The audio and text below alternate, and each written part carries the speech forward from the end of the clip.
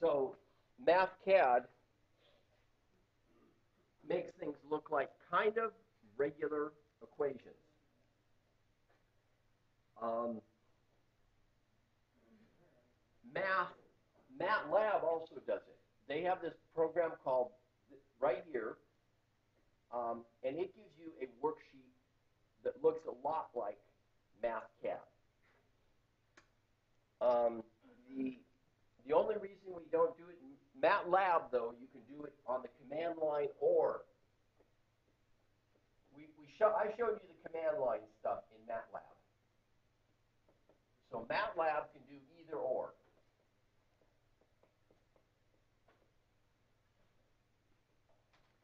And in your future MATLAB work, you can explore this. I didn't really go into it. UT Tyler does Mathcad also, so that's why we dove into Mathcad, because it's something UT Tyler uses. Okay, matrices.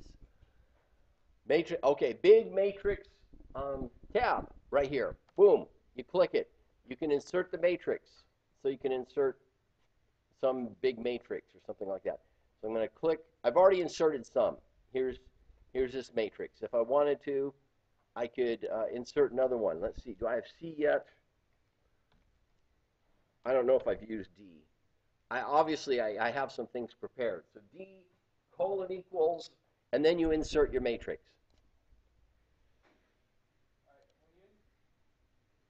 Oops. Move it down. Oops. Come on. Move it down a bit. There it comes.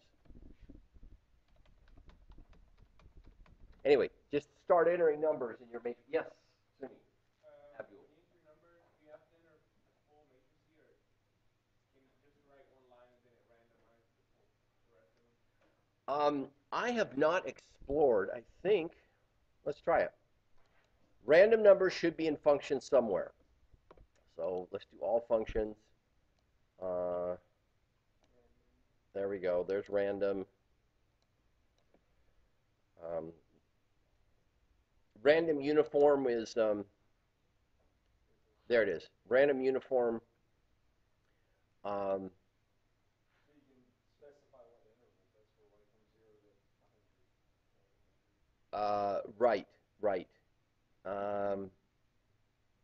Yeah, on the interval. So I can put, now, of course, if I do this, I have to do a matrix size of 1.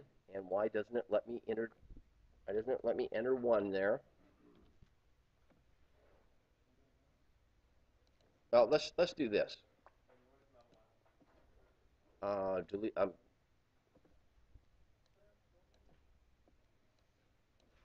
Okay, I'm going to get rid of this. And we will go D equals,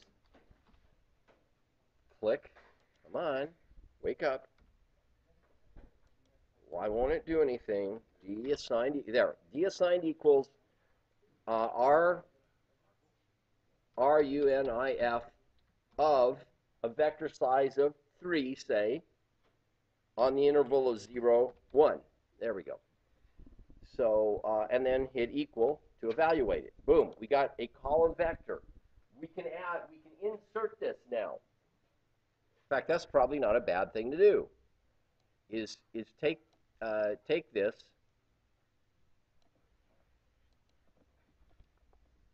matrices and tables. I can create a new column. I can let's see if I can copy and paste. I wonder if I can just copy and paste it. There we go. Copy, click, paste. Oops. Okay. It does weird things. Okay. You're going to have to mess around a little bit. You'll notice it made in, you can make a matrix inside a matrix. You just know, this is what we just did. Yeah. So here's the matrix. And we just made, when we ran this command, we made a matrix inside a matrix in Mathcad. Probably something you don't want to do. probably not a highly advisable strategy. But yeah, that's so you can create random numbers. There are other ways to build up a matrix of random numbers, which I'll get to. Okay, it's called stacking and it's called augmenting a matrix. We'll get to that.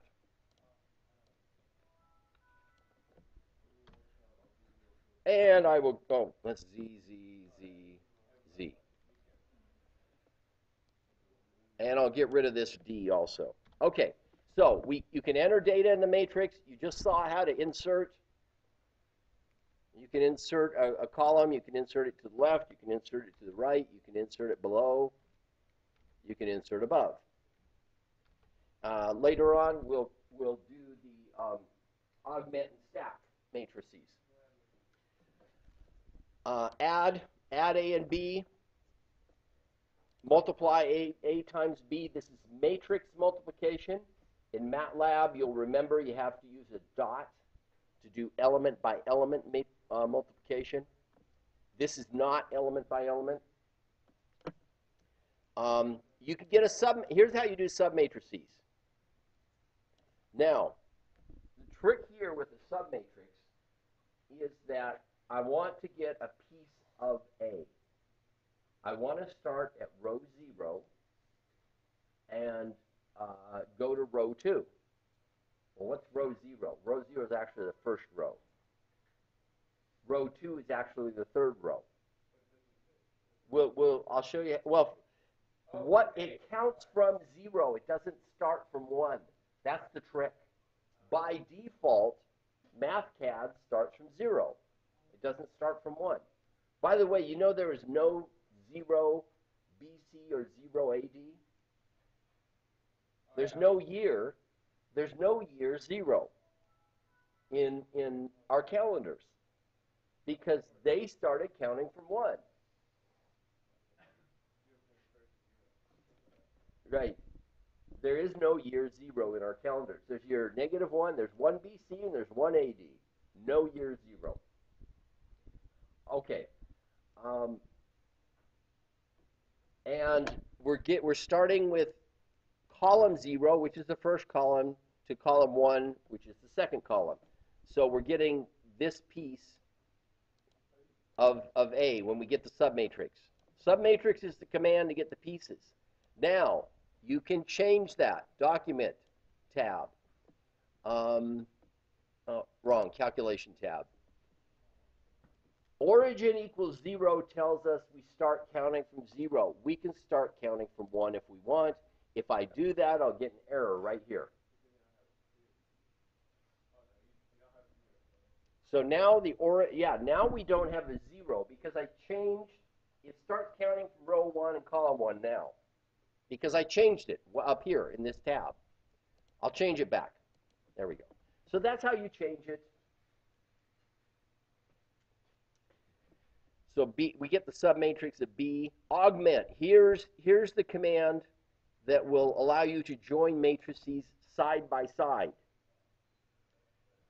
So, by the way, you'll notice A is now this. It's not what it was before. B is now this. It is. I changed it. I assigned it to new values. To add matrices side by side. There we go. Here's matrix A. Here's matrix A. Here's matrix B. Here's matrix B. That's joining side by side. Stacking. Top to bottom. Here's matrix A. Here's matrix A. Here's matrix B. Here's matrix B. We stack. So, and I did. A and B are now this. I started out with a 3x3. By this command, I changed it to a 3-row, 2-column. And I don't have to do that. If I take this away, then A now is still a 3x3 matrix. And you need an assignment, obviously. It it doesn't recognize this as a function unless you do an assignment to it. Well, what happens if you augment a 2 by 3 and a 3 by 3? You should have some blank cells. Let's try that. Okay. Now, what was your question? What happens when you augment a 2 by 3 and a 3 by 3? So here's a 2 by 3 and a 3 by 3. Let's just, if I just delete this, that ought to be this augmentation. Okay, we're augmenting is side by side. So it just gives us, instead of 4 columns, it gives us 5 columns.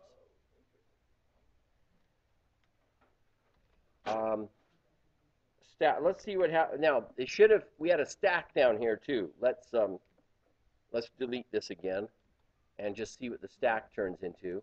It doesn't like it. The dimensions have to be the same. So, yeah, when you augment, they both have to have the same number of columns to stack.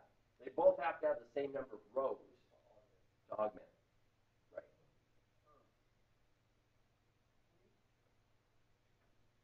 Okay. We've already shown insertion and deletion, parts and matrices. This right here. I'm going to go ahead and get rid of it. Okay. Just B assigned equal A, matrix A. Here's how you get parts. Operators. This is a cross product.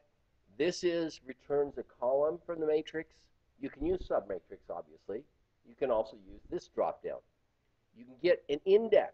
It returns an element of the matrix, which is what we're going to do now.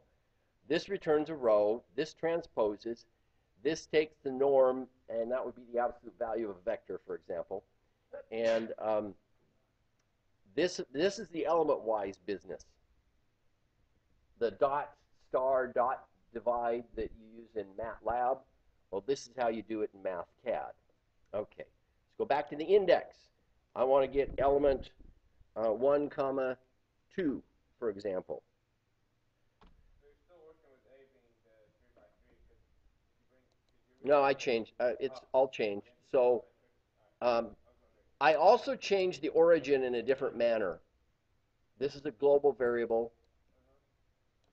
So even if calculation, origin, I set it originally to 0, but then I changed it back to 1.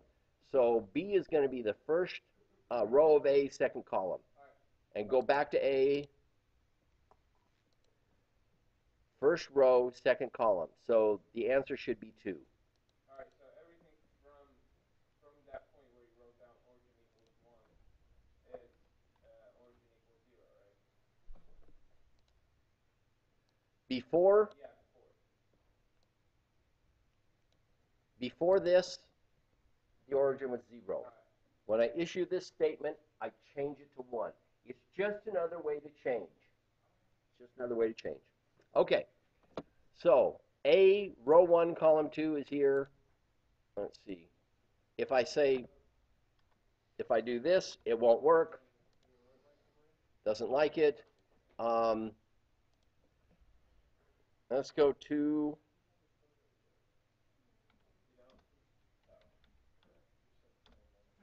If I go 2, 2, it should be -1.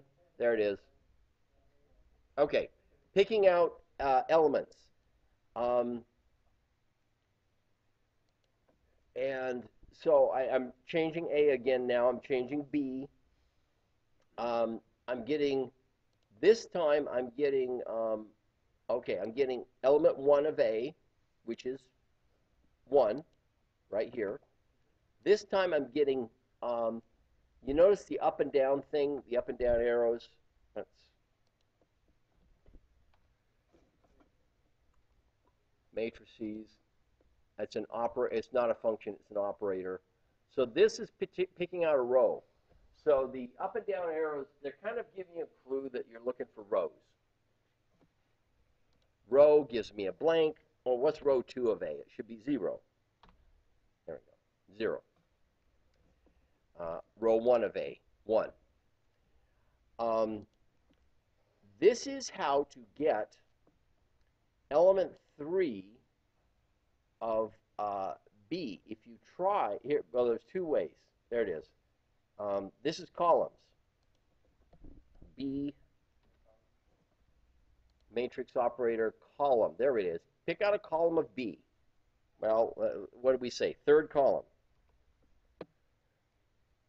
And we get 3.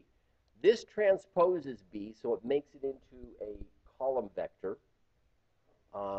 Let's do B transpose. Just show that. B, we're going to transpose it. Where is it? Transposed equals. So now we got a column vector. The third element of this column vector is 3. Okay. Picking out rows, picking out columns. This is another pick out column 2 of A. I've changed A again, so column 2 is right here. Just a few examples. Pick out row 2 of A. Well, row 2 is this row. This row. Okay. Solving linear equations.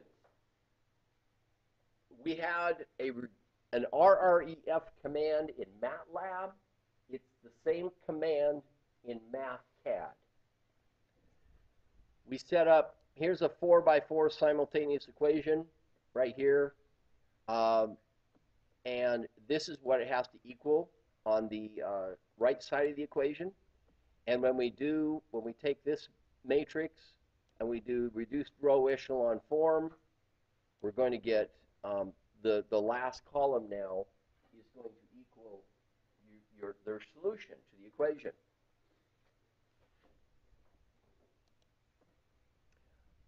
Now, you can get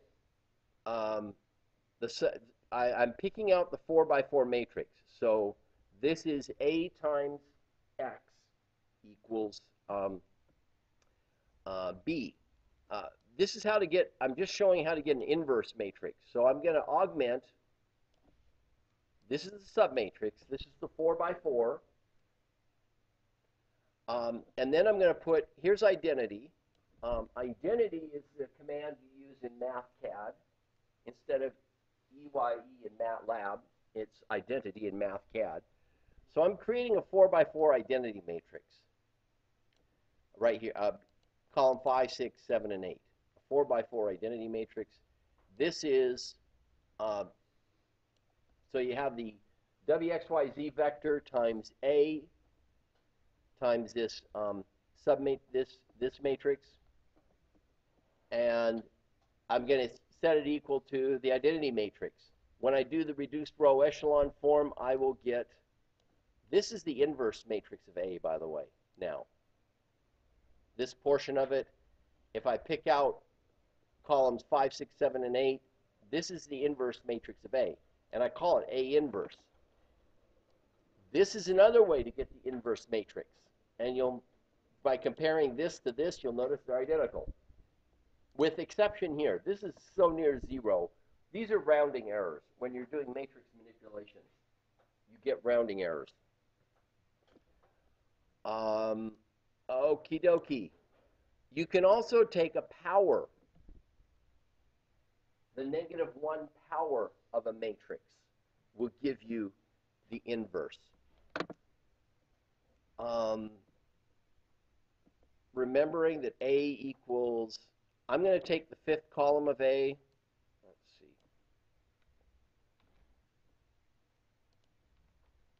I just want to show what this equals to you guys. So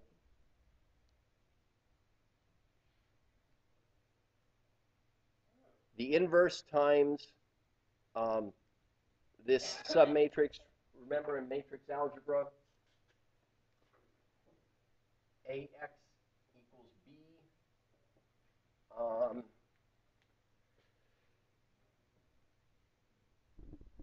So A -1, AX equals A -1B. B equaled 3, 1, -1, 0.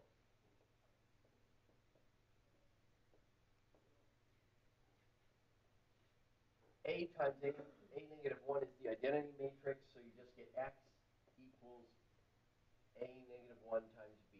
The inverse matrix times X, or excuse me, times B. This is B. The inverse matrix times B should give you the answer, should give you X. And let's go back up here. There we go. The reduced row echelon form. This is computationally fast. That's why you want to use RREF whenever you can. It's slower to compute inverse matrices, although these are a few tricks to do that. Okay, and of course this stuff will be, I've recorded this, so it'll be on the web in a bit. Okay, chapter 15 is the last chapter. It has to do with graphing, and I will save that for Monday. Are these going to be on the final? I will have a Mathcad light problem on the final, and the people who are doing projects will be exempted from that problem. So I just want to make sure that you've done your, just a simple problem to make sure you've done your homework. When is the homework due? Day of final.